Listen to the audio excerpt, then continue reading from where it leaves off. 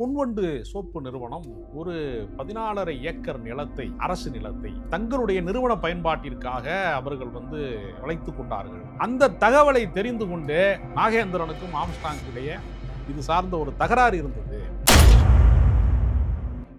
உண்மை குற்றவாளிகளை கண்டுபிடிக்க வேண்டும். இவர்கள் ஏவிய அம்புகள் தானே, யார் பின்னால் இருந்து இயக்கினார்கள் என்பது வேண்டும். வெறுமனே கூலிப்படை கொலைகாரர்களை வைத்து தண்டனை கொடுப்பதன் மூலமாக உண்மை குற்றவாளிகள் யார், இதற்கெல்லாம் மூளையாக திகழ்ந்தவர் சம்பவம் செந்தில்தான் என்று ஒரு செய்தி வந்தது. அவரை சம்பவம் செந்திலைத்தான் சம்போ செந்தில் என்று பல ஊடகங்கள் அழைத்தது. அவர் தப்பி ஓடிவிட்டார். அப்புறம் ரஞ்சித் வேற ரொம்ப ஆவேசப்பட்டு அண்ணா உங்களை விட்டுற மாட்டோம்னா அவர் பேசி, ஏன் அவர் பெரிய தலைவர், இவர் இன்னும் சினிமா டைரக்டர் தான் இவர். காவல்துறை ரொம்ப துரிதமாக வேலை செய்கிறார்கள், தனிப்படைகள் விட்டு பல பேரை தேடுறாங்க. இப்படி ஒரு விசாரணை போய்கொண்டிருக்கிற போது ஏதோ ஒண்ணுமே நடக்காதது மாதிரியும், காவல்துறை படுத்து தூங்குறது மாதிரியும், தமிழ்நாடு அரசு இந்த வழக்கை கைவிட்டு விட்டது மாதிரியும்.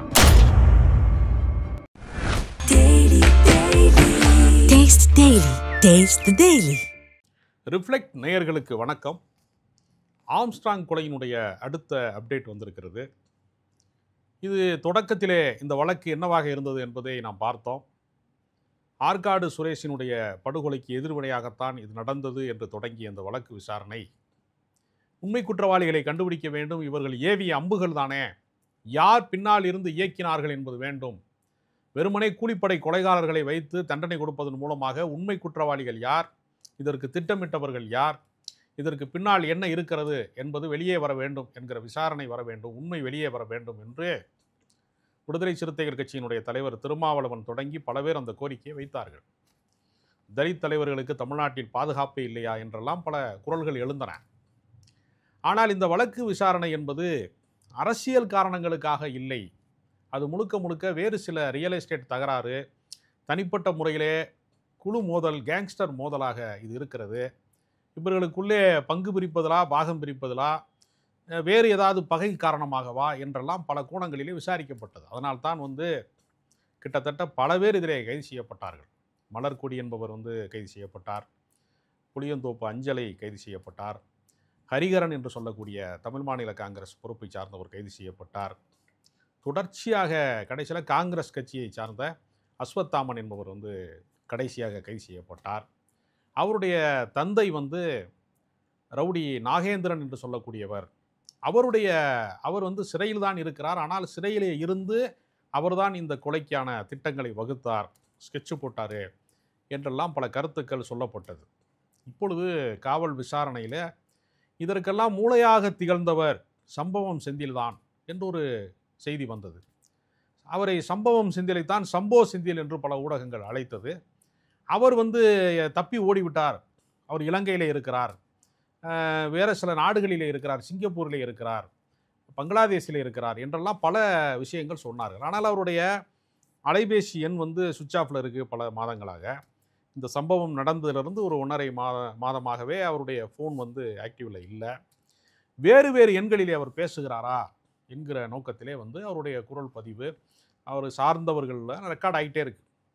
தொடர்ச்சியாக விசாரணை வளையத்திற்குள்ள அவரை கொண்டு வருவதற்கான ஏற்பாடுகள் ஒரு பக்கம் நடக்கிற போது ஒரு புதிய திருப்பமாக திருவள்ளூர் மாவட்டம் பொன்னேரி பகுதியை சார்ந்த ஓரக்காடு என்கிற பகுதியில் பொன்வண்டு சோப்பு நிறுவனம் ஒரு 14.5 ஏக்கர் நிலத்தை, அரசு நிலத்தை தங்களுடைய நிறுவன பயன்பாட்டிற்காக அவர்கள் வளைத்து கொண்டார்கள். அந்த தகவலை தெரிந்து கொண்டு அந்த இடத்திற்கு 2 பேருக்கு இடையே போட்டி நடந்தது. நாகேந்திரனுக்கும் ஆம்ஸ்ட்ராங்கும் இடையே இது சார்ந்த ஒரு தகராறு இருந்தது. அதனுடைய மதிப்பு ஏறத்தாழ 150 கோடி, 150 கோடி மதிப்புள்ள ஒரு நிலத்தை ஒரு நிறுவனம் ஆக்கிரமிக்கிறது.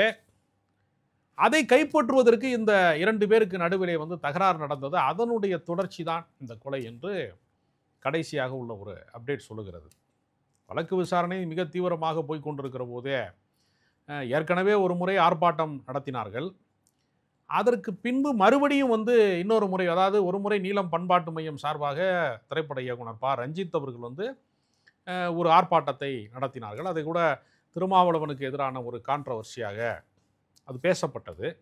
உண்மையில் திருமாவளவன் அவர்கள் அந்த நிகழ்வை புறக்கணிக்க வேண்டும் என்றெல்லாம் சொல்லவே இல்லை. அவருடைய மாவட்ட செயலாளர்களுக்காக நடந்த ஜூம் மீட்டிங்கில் இது தமிழக அரசை திட்டுவதற்கான வாய்ப்பாக நாம் தமிழர் கட்சிக்காரர்கள் எல்லாம் வந்து இந்த நினைவு அந்த கூட்டத்திற்குள்ளே புகுந்து தமிழ்நாடு அரசை குறித்தும் நம்மளுடைய கூட்டணிகள் குறித்தும் மிக கடுமையான விமர்சனங்களை முன்வைக்கிறார்கள். எனவே ஆம்ஸ்ட்ராங் நினைவேந்தலை நீங்கள் தனியாக நடத்தி கொள்ளுங்கள், வேறு காசு கொடுத்து கூடுகிற கூட்டமோ அல்லது வேறு கூட்டங்களுக்குள்ளேயே வேறு சக்திகள் உள்ளே புகுவதை அனுமதிக்காதீர்கள்னு அவர் ஜூம் மீட்டிங்கில் பேசினதை கொண்டு கோர்த்து ரஞ்சித்துக்கு எதிராக தான் பேசினார். அவர் இயக்குனர் ரஞ்சித்துக்கு எதிராக பேசிட்டார். அப்புறம் வந்து ரஞ்சித்து வேற வந்து ரொம்ப ஆவேசப்பட்டு அண்ணா உங்களை விட்டுற மாட்டோம்னாலாம் அவர் பேசி, இன்னும் அவர் பெரிய தலைவர், இவர் இன்னும் சினிமா டைரக்டர் தான், இவர் இன்னும் வந்து மக்கள் இயக்கத்துக்குள்ளே வரலை, பொலிட்டிக்கலாக வரலை, இவர் போய் அவரை பாதுகாக்கிறேங்கிறாரே என்றெல்லாம் பல விமர்சனங்கள் வந்தது. அதற்கு பின்பு பகுஜன் சமாஜ் கட்சி சார்பாக ஒரு புதிய தலைவரை தேர்ந்தெடுத்தாங்க. ஆம்ஸ்ட்ராங்கினுடைய மனைவி பொற்கொடி கூட அந்த கட்சியினுடைய மாநில ஒருங்கிணைப்பாளராக ஆனாங்க. மறுபடியும் அவங்க ஒரு ஆர்ப்பாட்டம் நடத்துகிறாங்க. வழக்கு விசாரணை தீவிரமாக போய்கொண்டிருக்கிறது. காவல்துறை வந்து ரொம்ப துரிதமாக வேலை செய்கிறார்கள், தனிப்படைகள் வைத்து பல பேரை தேடுறாங்க. இப்படி ஒரு விசாரணை போய்கொண்டிருக்கிற போதே ஏதோ ஒன்றுமே நடக்காதது மாதிரியும், காவல்துறை படுத்து தூங்குறது மாதிரியும், தமிழ்நாடு அரசு இந்த வழக்கை கைவிட்டு விட்டது மாதிரியும் ஒரு தோற்றத்தை உருவாக்குவதற்கான ஒரு அரசியல் ஆர்ப்பாட்டத்தை அவர்கள் செய்தபோது அரசு அதை வேடிக்கை பார்க்கக்கூடாது என்கிற ஒரு கணக்கில் அந்த போராட்டத்தில் ஈடுபட்டவர்கள் மீது ஒரு வழக்கு பதிவு செய்திருக்கிறாங்க. அது ஏன்னா நீங்கள் தேவையில்லாமல் டிஸ்டர்ப் பண்ணக்கூடாது, தொடர்ச்சியாக நீங்கள் வந்து தொந்தரவு செய்யக்கூடாது என்கிற அடிப்படையில் ஒரு வழக்கு பதிவு செய்திருக்கிறாங்க. அந்த வழக்கு பதிவு சரிதானா என்கிற ஒரு விவாதமும் பல பேரிட இருக்கிறது. ஏனென்றால் வந்து அரசுக்கு எதிராக போராடுகிற போது வழக்கு பதிவு செய்வது என்பது காவல்துறையினுடைய ஒரு வழக்கமான நடவடிக்கை. ஆனால் ஆம்ஸ்ட்ராங்கை இழந்து நிற்கக்கூடிய அந்த கட்சிக்காரர்களுக்கோ அவர்களுடைய சொந்தங்களுக்கோ ஒரு பாதிப்பை ஏற்படுத்துவது மாதிரியான ஒரு வழக்கை பதிவு செய்வது என்பது அரசு செய்வது ஒரு சரியான முன்னுதாரணம் அல்ல, ஜனநாயகம் அல்ல என்கிற கருத்தும் அதிலே பேசப்பட்டது. இப்போ அதற்கு அடுத்தபடியாக இப்பொழுது பொன்னேரியினுடைய நிலத்தகராறு, ஒரு 14.5 ஏக்கர் நிலத்தை ஒரு நிறுவனம் ஆக்கிரமிக்கிறது. அதனுடைய மதிப்பு, இன்றைய மதிப்பு 150 கோடி. எனவே இதுதான் இந்த கொலைக்கான முக்கியமான காரணமா என்கிற கோணத்திலே விசாரிக்கிறார்கள். இப்பொழுது சிறையிலே இருக்கக்கூடிய நாகேந்திரனை காவலில் எடுத்து விசாரிக்க வேண்டும் என்பதற்காக அவர் வேலூர் சிறைச்சாலையில் இருந்து சென்னைக்கு அழைத்து விடப்படுகிறார் என்கிற செய்தியும் காலையில் வந்தது. அதனால் நாகேந்திரன் ஏற்கனவே சிறையில் தான் இருக்கிறார், அவர் மீண்டும் கைது செய்யப்பட்டார்னு சொன்னாங்க. அதுக்கு என்ன அர்த்தம்னா இன்னொரு வழக்கிலே அவர் சேர்த்து கொண்டார். அது எப்படி ஜெயிலில் இருக்கிறாள் எப்படி சார் கைது செய்வாங்க அப்படின்னு சில பேர் கேட்குறாங்க. அது அப்படியல்ல, இன்னொரு வழக்கு பதிவிலே அவர் விசாரிக்கப்படுகிறார். எனவே வெள்ளை ரவிக்கு பின்னால் நாகேந்திரன் தலையெடுத்தார், அவர் சில கொலை வழக்குகளிலே சம்பந்தப்பட்டு தான் இப்பொழுது சிறைச்சாலையில் இருக்கிறார். எனவே அஸ்வத்தாமன் சார்ந்த இந்த விசாரணையிலே இப்படி ஒரு கோணம் இருக்கிறது என்பதை காவல்துறை விசாரித்து வருகிறது.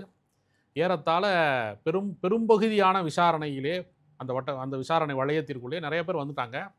ஒரு 22 பேர் வரைக்குமே நீதிமன்ற காவல் அல்லது தனிப்பட்ட விசாரணை என்று தொடர்ந்து வருகிறது. ஒரு என்கவுண்டர் வேற திருவேங்கடம் என்பவர் வந்து சுட்டுக் கொல்லப்பட்டார். எல்லாருக்குமே இந்த தகவல் தெரியும். ஆனால் அடுத்து என்ன நடக்கப் போகிறது, இந்த விசாரணை எப்படி முடிய போகிறது என்பதற்கான ஒரு எதிர்பார்ப்பிலே மக்கள் இருக்கிறார்கள். விசாரணை துரிதமாக போய்கொண்டிருக்கிறது, அரசு வேகமாக செயல்படுகிறது. நிச்சயம் உண்மை குற்றவாளிகளை நெருங்கிவிட்டார்கள் என்று சொல்வதற்கான அறிகுறிகள் தோன்ற ஆரம்பித்து விட்டன. ஆம்ஸ்ட்ராங் வழக்கினுடைய இன்னொரு திருப்பமாக பாஜகவை சேர்ந்த பால் கனகராஜ் என்கிற வழக்கறிஞர் விசாரிக்கப்பட்டார். பால் கனகராஜ் வந்து விசாரணைக்குள் வருகிற போது பல பேர் வந்து ஒரு பரபரப்பாக அது மாறியது.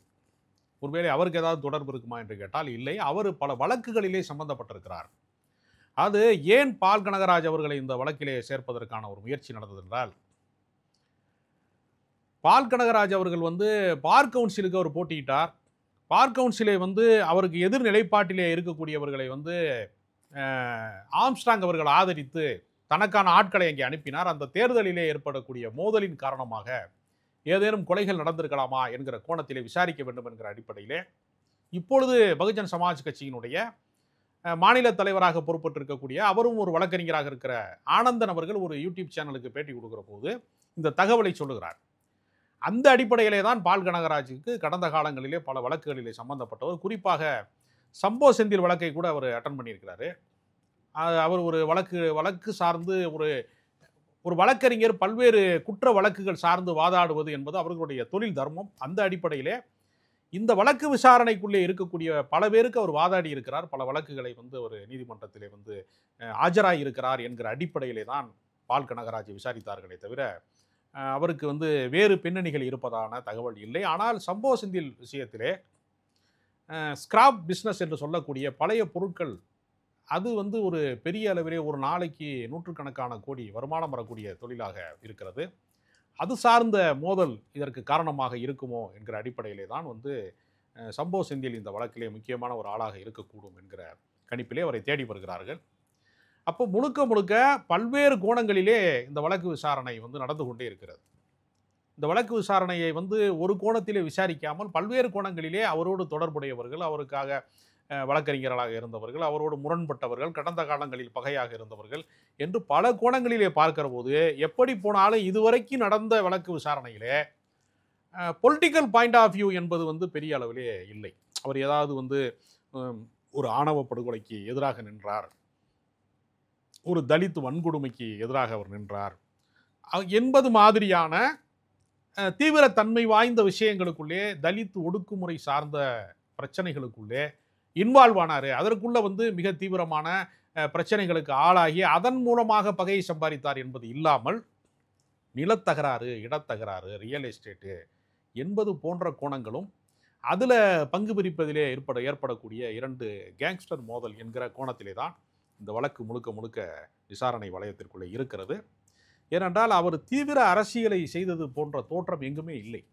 என்னால் ஒரு மாநில கட்சி என்பது அல்லது தேசிய கட்சி, பகுஜன் சமாஜ் கட்சி ஒரு தேசிய கட்சியாக இருக்கிற போது ஊர்தோறும், மாவட்டந்தோறும், நகர்ப்புறங்கள் தோறும் தொடர்ச்சியாக பயணம் செய்து அந்த கட்சி கொள்கைகளுக்கான விளக்கங்களை கொடுத்து, புதிய நிர்வாகிகளை ஏற்படுத்தி, பொதுக்குழுவை கூட்டி, செயற்குழுவை கூட்டி, தொடர்ச்சியாக அந்த மூமெண்ட்டுக்கான வேலை திட்டங்களை விடவும் அவர் பிஸ்னஸ் சார்ந்து, இது போன்ற நிலத்தகராறுகள் சார்ந்து, ரியல் எஸ்டேட் சார்ந்து, இது போன்றுதான் அவருக்கான பிரச்சனைகளிலே அவர் அதிகமாக ஈடுபட்டிருக்கிறார் என்று தெரிய வருகிறது. எனவே இந்த வழக்கிலே உண்மை குற்றவாளிகளை காவல்துறை நெருங்கிவிட்டது என்பதற்கான அறிகுறியாகத்தான் இத்தனை விசாரணைகளும் நடைபெற்று கொண்டிருக்கிறது. விரைவிலே சம்போ செந்திலும் பிடிபடுவார். அதுபோல இந்த வழக்கிற்கான உண்மையான காரணம் என்பது என்ன என்பதை இந்த விசாரணை தெளிவுபடுத்தும். சட்டத்தின் முன்னால் உண்மை குற்றவாளிகள் நிறுத்தப்படுவார்கள் என்று நான் நம்புகிறேன்.